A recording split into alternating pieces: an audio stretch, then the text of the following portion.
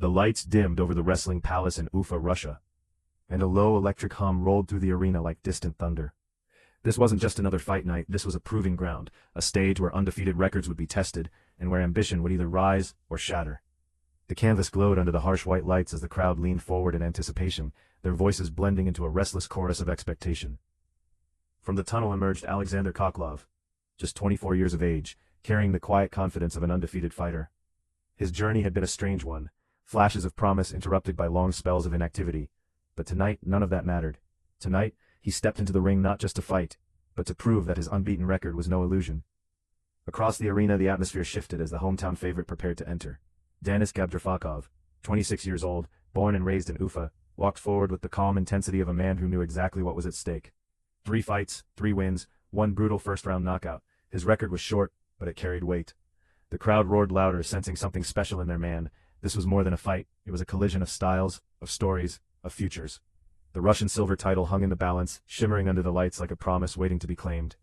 8 rounds stood between these two warriors in destiny, and as the bell loomed closer, the tension in the air became almost unbearable.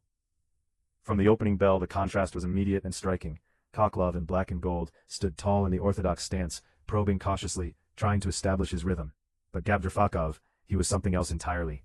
A southpaw with fluid movement and lightning-fast reflexes, he glided across the canvas like a phantom. His guard relaxed, his eyes sharp, he began dictating the tempo from the very first exchange. A sharp jab to the body landed, then another, each punch precise, deliberate, almost surgical.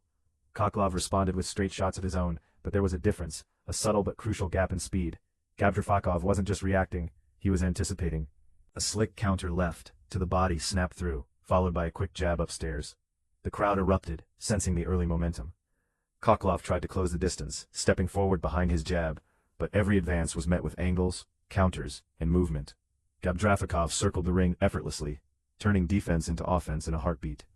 A beautiful left cross off the ropes landed clean, a reminder that even under pressure, he was always in control. It was a masterclass in timing and precision. The opening round wasn't just won, it was claimed with authority. And as the bell rang, there was already a feeling growing in the arena, that the hometown fighter had arrived with something special. The second round unfolded like a continuation of a carefully written script, but one authored entirely by Gabdrafikov. Khokhlov tried to adjust, stepping in with more urgency, looking to impose his presence. He attempted to position his lead foot outside the southpaw stance, searching for that perfect angle. But Gabdrafikov remained elusive, a moving target that refused to be pinned down. His jab, unorthodox, varied, unpredictable, became a weapon of disruption, sometimes snapping straight, sometimes looping, always effective. Then came the bodywork. A crushing left hand buried into the sternum forced Khokhlov to pause, just for a moment. But in boxing, a moment is all it takes. Gabdrafikov capitalized instantly, changing levels, mixing shots, keeping his opponent guessing. Khokhlov landed a right hand in response, a solid connection, but it was quickly answered by a sharp counter that stole back the momentum. The exchanges became a chess match of speed versus timing, but Gabdrafikov seemed to hold the edge in both. His lateral movement was constant, his rhythm unpredictable. Every time Khokhlov thought he had found an opening, it vanished just as quickly. The round ticked away, and once again the cleaner, sharper work belonged to the man in white and gold. The crowd could feel it. This wasn't just a fight, it was a performance, and Gabdrafikov was commanding the stage. By the third round, the pattern had become clear, but the tension only grew stronger. Khokhlov knew he needed to change something. He began pressing forward more aggressively, trying to rough up the slick southpaw, trying to turn the contest into something less technical, more physical. But Gabdrafikov was ready. Every forward step was met with a punishing response. A left hook to the body dug deep, followed by a sharp right hook upstairs. The combinations were fluid, almost effortless. Khokhlov had moments, brief flashes where he landed a clean right hand or forced Gabdrafikov onto the ropes, but they were just that, moments, not enough to shift the tide. Gabdrafikov's ring IQ was on full display. He controlled the distance, dictated the pace, and punished mistakes with ruthless efficiency. His counters were crisp, his timing impeccable. Even when Khokhlov found some success, it was immediately neutralized by a quick 2-punch response. The crowd roared with every clean shot, feeding their fighter's energy. And yet, Khokhlov refused to fade.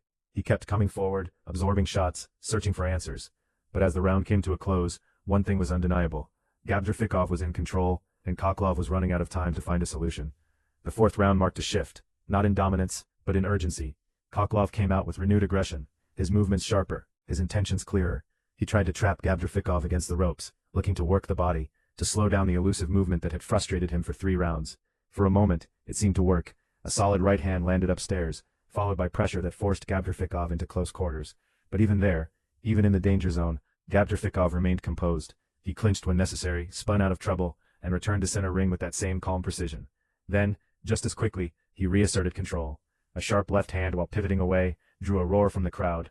His movement became a dance, clockwise, counterclockwise, always just out of reach. Khokhlov chased, but the target kept slipping away. And yet there was a subtle change. Gabdrafikov's breathing grew heavier, his pace slightly less frantic. The signs of fatigue were beginning to show. Khokhlov sensed it. The pressure continued, the attempts to close distance becoming more desperate. But even as the energy shifted, the effectiveness did not. Gabdrafikov finished the round strong, unleashing a rapid-fire combination that echoed through the arena. The message was clear. He was still in control. As the fight moved into the second half, the narrative deepened. Fatigue began to creep in, not dramatically, but noticeably. Gabdrafikov's mouth opened slightly as he breathed, his movements still sharp, but less explosive. Khokhlov, sensing opportunity, pushed forward with renewed determination. He landed a solid right hand, followed by another attempt to trap his opponent along the ropes. For a moment, the fight hung in balance. But then, a flash, a counter left hand from Gabdrafikov, fast and precise, snapped Khokhlov's head back and reminded everyone why he had dominated early. Still, the rounds were becoming more competitive. Khokhlov's persistence began to pay small dividends. He landed punches, forced exchanges, made Gabdrafikov work harder than before. But the key difference remained. Gabdrafikov's shots were cleaner, sharper, more eye-catching. Even as fatigue set in, his technique held firm. His ability to control distance, to land without being hit cleanly in return, continued to separate the two fighters. The crowd sensed the tension rising.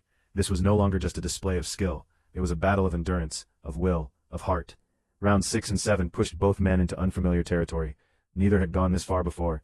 This was where questions would be answered. Could Gabdrafikov maintain his pace? Could Khokhlov find the breakthrough he desperately needed? The exchanges grew heavier, the movements slower, but the intensity never dropped. Khokhlov had his best moments here, driving Gabdrafikov back, landing body shots, forcing clinches. For the first time, the hometown fighter looked vulnerable. But even then, he adapted. He boxed in spurts, conserving energy, choosing his moments. A sharp combination here, a well-timed counter there, just enough to maintain his edge. Khokhlov fought with determination, refusing to back down. It was a fight of inches now, of moments, and Gabdrafikov continued to win those moments. The final round arrived with everything on the line. Khokhlov needed something dramatic, a knockdown, a defining moment, but it never came. Gabdrafikov, aware of his lead, returned to his earlier strategy: stick, move, control.